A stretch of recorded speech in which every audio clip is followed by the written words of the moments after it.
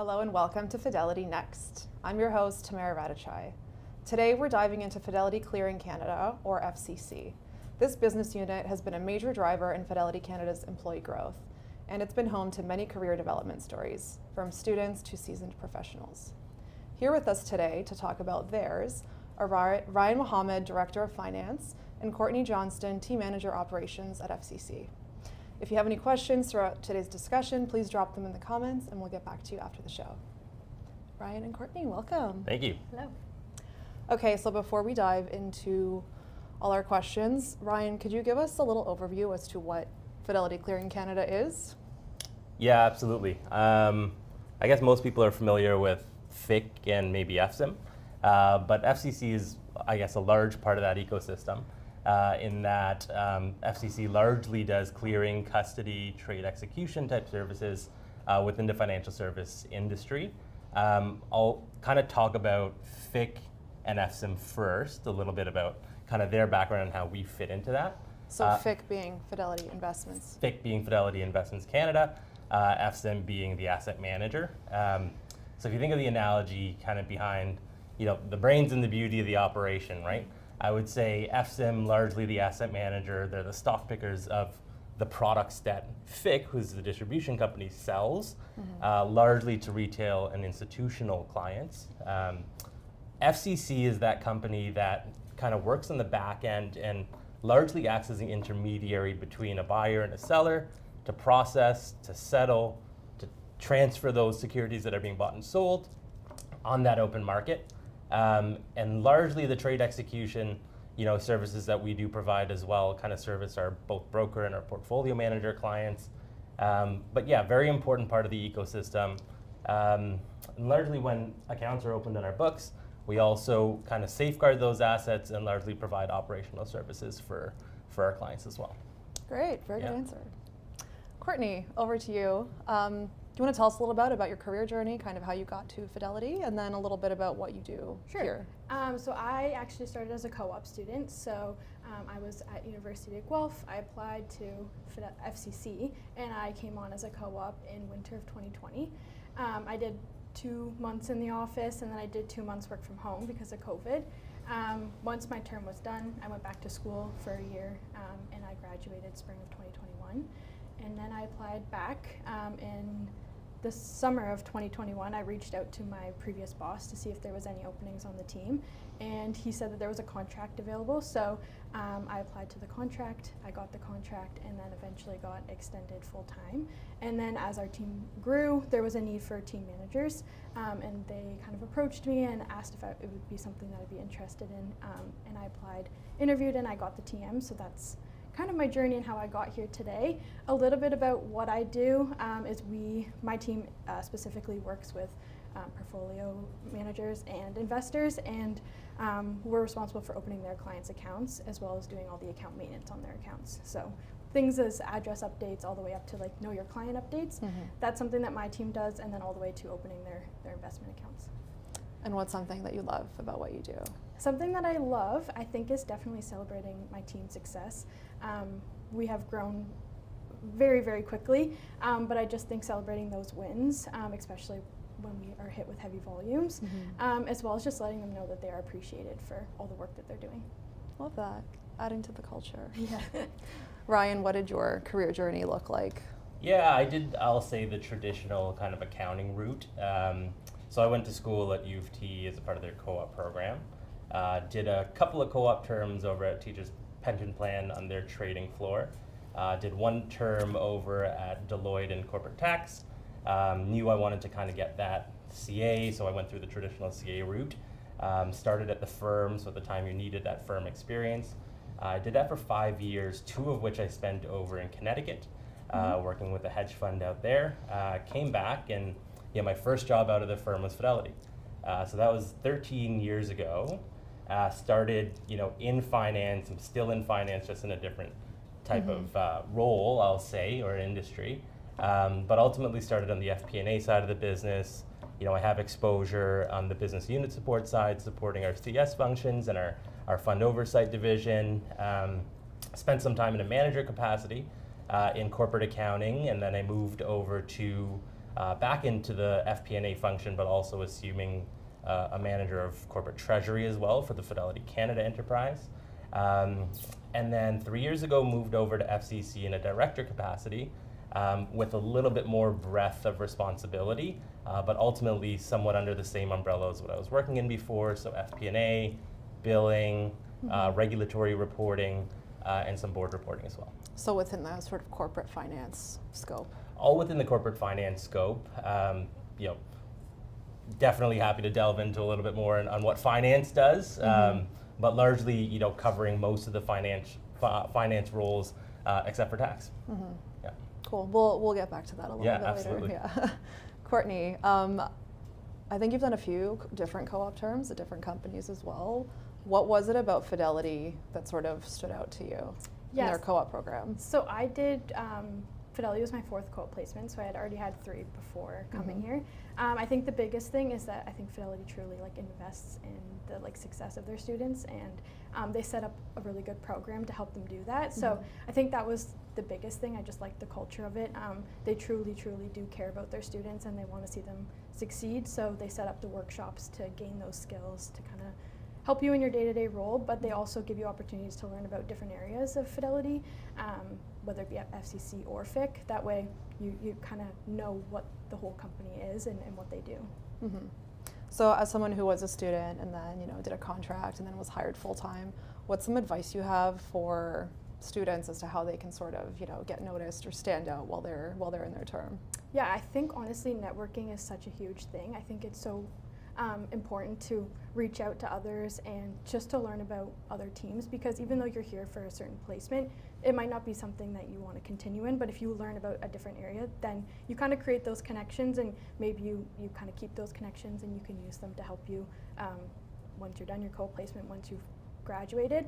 I also think just taking initiative and kind of standing out and being a team player within your team kind of shows to your manager that you're going to be a good fit. Because at the end of the day, we can help recommend you to come back, or we can recommend you to be move and do a different placement in a different team. So I think honestly, just taking that initiative and just kind of standing out amongst the team is going to help you in the long run. Great. And Ryan, back to your experience. You mentioned a few different areas within finance. I think you said maybe 4 or 5 that you worked in at Fidelity. What was something definitive about each one that you learned or took away? Yeah, absolutely. So moving from firm life to, I'll say, industry, I knew I wanted financial planning and analysis, which is what I call FP&A. Because it allows you to kind of take a step back out of those details and really think at that 10,000-foot view. It really kind of gets you to understand the strategy of the organization, the leaders within the organization, all kind of while understanding the drivers of that business. But you're really kind of churning out reports, you're really churning out forecasts that help drive decisions. And so looking at the world at that 10,000-foot view was definitely something that I had to get adjusted to coming out of firm life. Moving into kind of a business unit support function, similar to what you said, networking and relationship management was key. Being able to be a good business partner, being able to collaborate with the business, but take that step back and understand what your business actually needs and what they want, and how that fits into the full picture was something that I really took away from that time within business unit support. And then moving into corporate accounting and corporate treasury. I'll say, that really taught me the importance of paying attention to details. You're working on legal financial statements, you have a very tight, deadline-driven environment at month ends, or if people want money moved between their accounts, they need to buy a house, they need that money. Right. Time is of the essence, but the details are key. So that really taught me to really, balance that quality and efficiency to make sure that, the accuracy, the completeness is there, but the timeliness is also there. Moving into FCC, a lot of people think FCC is a tech company. We're both, I'll say, a tech company, but really at heart we're a service provider of financial services. And so in this finance world, because I'll say the size of our shop, you're wearing a lot more hats. So like I said, we're a regulated industry. I'm in charge of regulatory reporting. So the technical aspect behind that side of the world is really different than what I'd say experienced at FIC. But also you're dealing with external clients, right?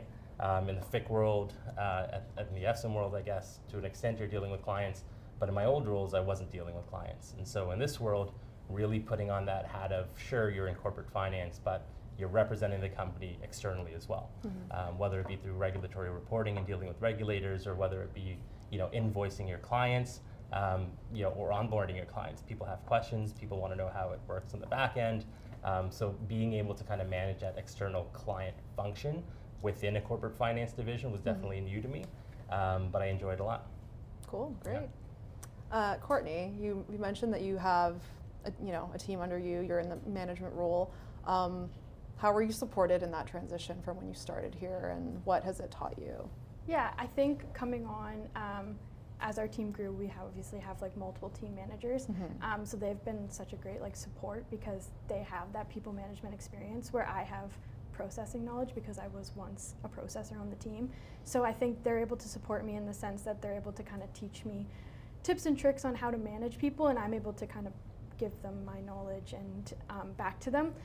But honestly, HR has been such a great help as well. There's courses that I've taken to kind of help me handle those difficult conversations, as well as HR Solutions has been a great help if there's anything that needs to be escalated. But honestly, it's been such an easy transition, and there's been a lot of support from my manager, the team managers, everyone around, and honestly, HR has been such a great help as well. And do you have students as well who work on your team? I do. I have one student, so I get the student every 4 months when they come on, which honestly is so nice, because I was once in their shoes, so I get it. I had to do the same kind of projects they had to do with co-op. I've had to meet with their co-op advisors, but I was once in their shoes, so I understand what it's like to come on and kind of be nervous and whatnot, so it's nice to have them on my team to kind of help and mentor along the way. Cool, I love that. And Ryan, you mentioned that going from the Fidelity investment side to the clearing side was a major shift for you. Can you give us kind of the key differences between the two, and one thing you love about each side? Yeah, absolutely. Like I said, the FIC side is largely a distribution company. So if you think about how corporations are set up, it's kind of like a management co. Not as tightly regulated as the clearing industry. So like I said, we have CRO, who's our regulators. On the FCC side, largely what you do on a day-to-day basis needs to be tracked with those regulators. You have to follow a set of rules that are very tightly defined. And so I would say, under that kind of scope, or that microscope, is a key difference for me. But again, like I said, in some of my roles that I had at FIC, being able to pay attention to those details, being able to kind of enact and what those regulatory bodies are telling you need to do, from an internal controls policy to kind of month end or annual reporting, is something that you have to really pay attention to. But it's a key difference to what you would do on the FIC side. Similarly, though, from a finance function, corporate finance is corporate finance wherever you go. Right. Largely, it's that industry shift from mutual funds to dealing with a wide array of investments, right? But also kind of dealing with external clients as well from a finance function is a pretty key difference within that finance landscape from FIC to FCC. And what's something that you love specifically about each one? Yeah, absolutely. Being able to really dive into the business at FIC was something that I was able to do. I'll say it was relatively simple. You have revenue drivers being assets, and then you have a rate that kind of drives your overall P&L. On the FCC side, and so I love that, because you can really kind of delve into that. But on the FCC side, the breadth is so much more. So you're learning about a significant amount of investment vehicles, how it works on the back end, what that trade processing cycle looks like, to file transfer those files to kind of the settlement structure of it, and then how that fits into the regulatory landscape. It really challenges you, and so moving into this role in a director capacity, you had to learn very quick, but that's something that really pushes me forward. Yeah, I can only imagine how much goes on behind the scenes that none of us know about. Absolutely, yeah. Great. Courtney, so you talk to students quite a bit, you were one yourself. If you had a piece of advice to students who are currently, pursuing an internship or a co-op, what would you tell them? I think if they're currently in the role, I think the biggest thing is obviously take advantage of of the program that's there. Use the workshops and gain as much skills as you can, because even if if you want a future term here, if you want a future term elsewhere, you're still going to carry those skills with you. Take the opportunity to learn about the company, participate in the overviews that they have scheduled. That way you kind of just have a deeper understanding. But like I said, I think networking is such a big thing. So just honestly create those connections, and that'll help a lot when it comes to your placements and future placements as well. Great. And Ryan, as someone who's floated around in different areas of finance and from an accounting background, what's a piece of advice you'd have for students who are pursuing business, finance, anything within that scope? Yeah, absolutely. Varying roles. Many students will have different co-op terms. I think Fidelity likes to place people across the business. So what I'd say is if you do have that opportunity to see different parts of the business, definitely something that I would encourage. But as you kind of achieve a role, I would say achieve excellence in that role. Basically understand what you're doing, be an expert at that role, but really kind of take that step back to figure out how you could add value to that role. That'll give you the opportunity, that'll kind of position you to be that person to be tapped on the shoulder to move on to that next opportunity. But kind of echoing what you said, one of the most important parts of every role that I've had within this industry is relationship management. Network as much as you can. Maintain those relationships after you leave a role or after you leave a company, because it's so important. The industry is relatively a small place, but you never know what that next move is going to be, and maintaining those relationships are really, really key in this industry. Great, thank you so much. Thank you both for joining us today. That was a lovely conversation, especially to those in finance or business. And thanks so much to everyone who tuned in. We hope you're feeling inspired to be on the lookout for upcoming opportunities at FCC. If you want to rewatch the show or explore the full library of episodes, you can find it on Fidelity Canada's YouTube page on the FidelityNext playlist. If you prefer podcasts, you can find our episodes wherever you get your podcasts. As always, it's been an absolute pleasure being your host, and we'll see you on the next episode.